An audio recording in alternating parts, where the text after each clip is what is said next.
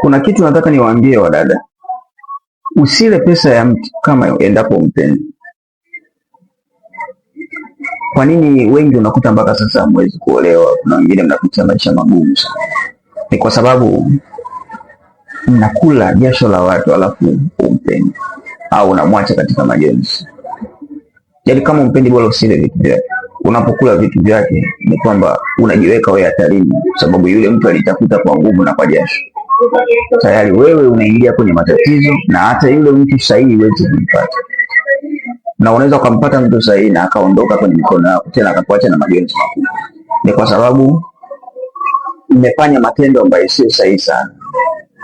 Zile mali mtu katafuta kwa jasho lake, kwa kila, alafu mwisho wa siku una habari naye, na kwa kwanza kwenye ndani yako yani kuna moyo, yani muone moyo labda unakusuta au ni vipi. Jali sana mali ya mtu. Kula ambacho wewe unaona kabisa hapo, na wewe kula hela ambayo unaona wewe mwanaume unampenda. Kula sana hela yake, tena utakula kwa amani sana hiyo pesa, kwa sababu unampenda. Usile lake kama umpenda, ni hatari kubwa sana kwenye maisha yako.